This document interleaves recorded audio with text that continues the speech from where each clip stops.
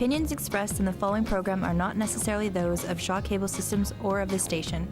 Through our access policy, we provide the opportunity for community groups and individuals to express their points of view.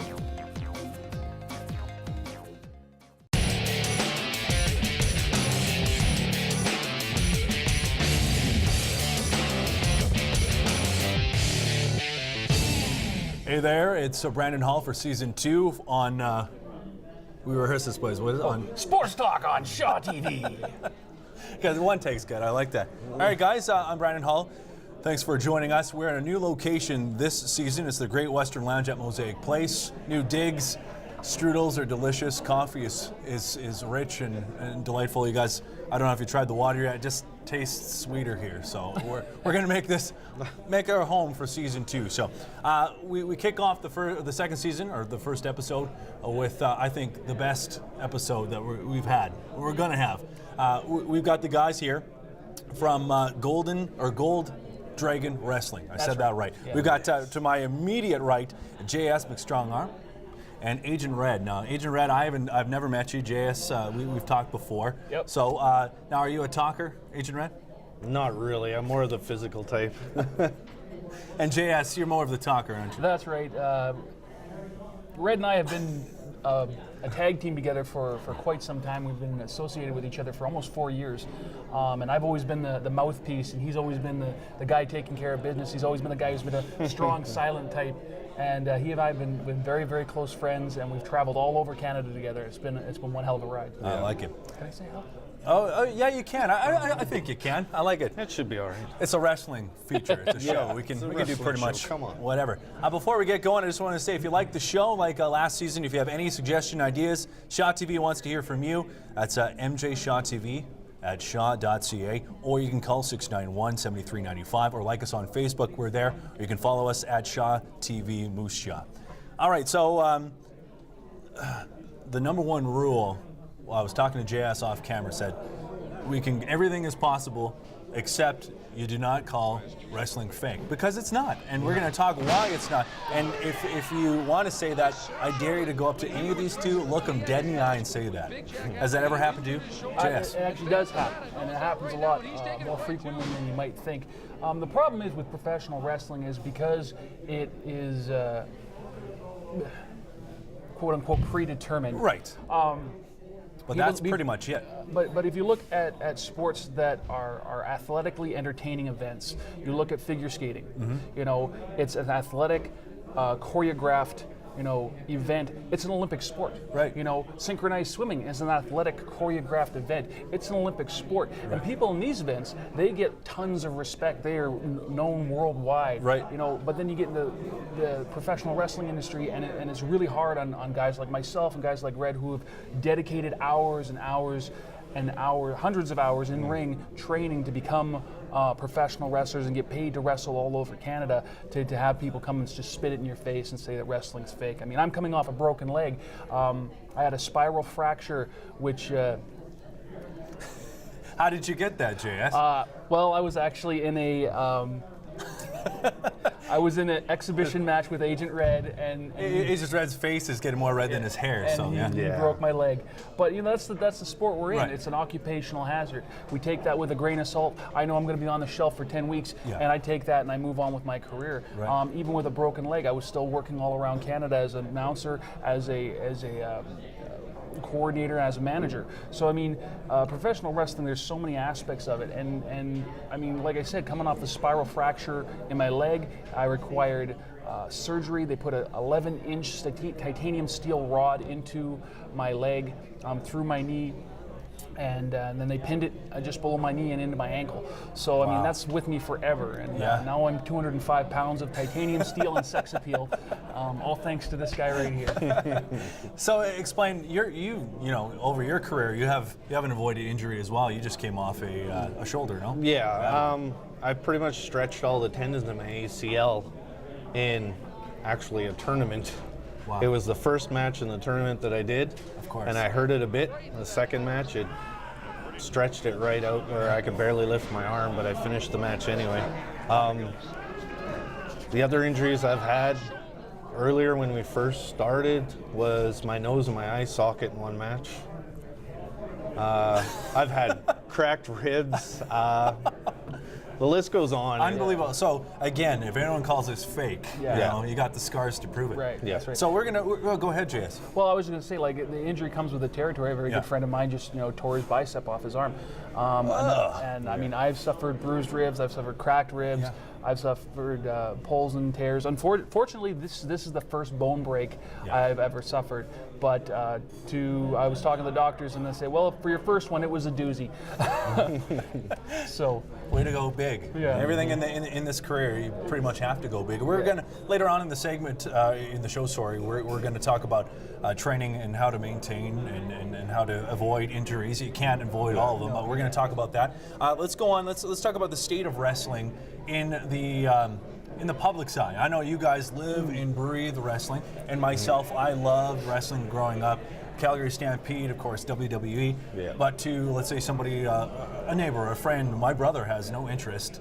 He couldn't tell you the first thing about wrestling. Where is the state of wrestling now here in North America? Well, I don't. Let's go in the local level though. Let's say. Well, that's the thing is you can go local, and if you go local, then you've got a couple options. You've got independent or you've got television. Okay.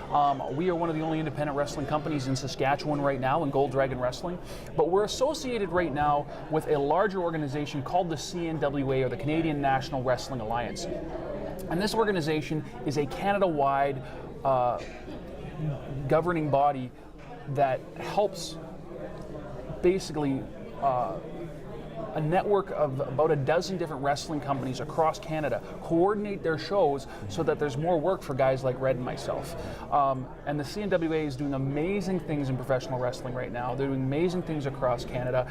There is as much work in Canada right now for professional wrestlers as there was back in the 80s. Wow. Because of the serious influx of professional wrestling. You watch stuff like WWE on television, and WWE on TV, traditionally is, big entertainment. But the problem with it is they've been losing fans because a lot of people want to see, real wrestling. And that's what independent's bringing back to the front. So wonderful. That's great. How about the development of I keep wanting to call it Golden. It's Gold Dragon. Yes, it's Gold Dragon. Wrestling. Yeah. Now, you guys have been involved in this for a short time, or this has been a lifelong deal for you?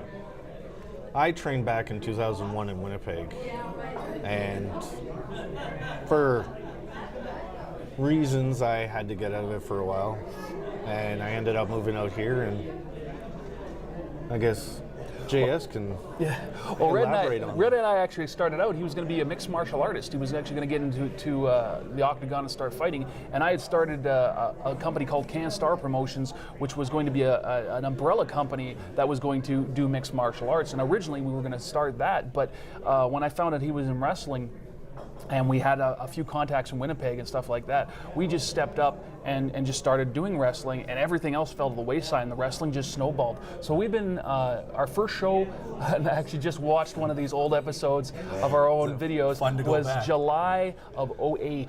So we're coming up almost 5 years in professional wrestling. We got 4.5 years under our belts right now, and that show was horrible. We were really...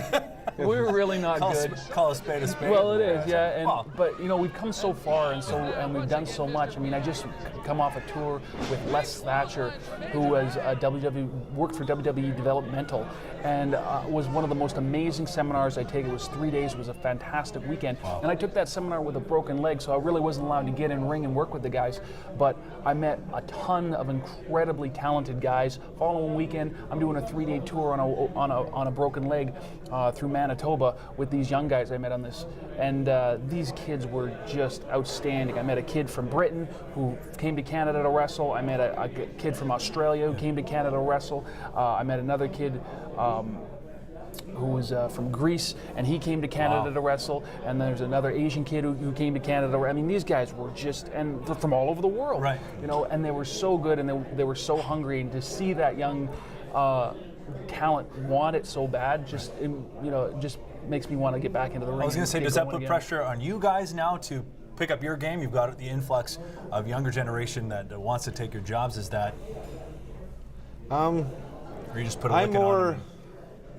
I'm more worried about just being out there in that. Right. And if the young guys, if I can help them step up in that, I'll do it. That's wonderful. Any company I usually go to, I'll say, okay, who do you want to put over? Yeah. Who do you want? Right. Yeah. Who are you trying to build up? Build up. And I mean, that's our jobs. If we go into other companies, here in Saskatchewan, a lot of our fans don't follow the stuff in Alberta and Winnipeg, and so they want to see us in the main events and stuff like that. And I mean, that's fine. I'm not really big on whether I'm in the main event or not. My thing is that I want to put on a good, solid show. I want to entertain the people. And if I can come in at a mid-card and put on a silly match for people and entertain them that way, that's great. If I can do it by getting in the main event and wrestling Vance Nevada for 20 minutes outside the ring in a Falls Count Anywhere match, and then end up pinning him outside in the street on a park bench, Just another day. That's another day for me. All right. Before we're going to go in the next segment, I think JS we'll talk to you. We'll talk about some moves and we'll talk about your character. Red, before we let you go, tell us, when you got into the business, how did you figure out who you're going to be, your identity, and everything that comes along with that? Is that something that you really got to work on, or you just go with it? You find it, you go with it. What I figured out later on was go with who you are. Right. And just blow it up. Like, I'm a quiet person usually in that, so. Get out of here. But when I get into the ring, as soon as my music hits and I'm behind the curtain, I change. I let the inner meanness or the inner beast come out, really. The inner red. Yeah.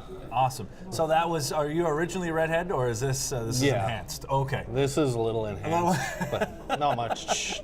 And how long did it take to grow that? Oh. Which is wonderful, by the way. 4 Good years. 4 years. Was it 4 years? Yeah. I made him start growing it out when we started. I said, your haircut's horrible. You got to grow your hair. I had the John Cena thing really shaved close on top of him. Right. No, it didn't look good. It's working for you. It works for me. It doesn't work for him. That's the contrast. I like that. It's good. So are you guys okay after you broke his leg and all that? You guys are okay?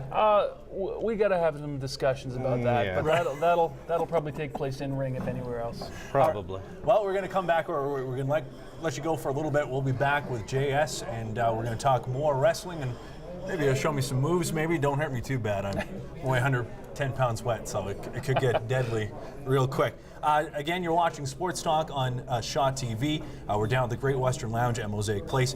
If you have any input for any upcoming shows, if you want to come on down and be a part of this, you can get a hold of us at MJ Shaw TV at shaw.ca. You can contact us by calling 691-7395. Like us on Facebook and follow us at Shaw TV. Thanks, John. We'll be right back.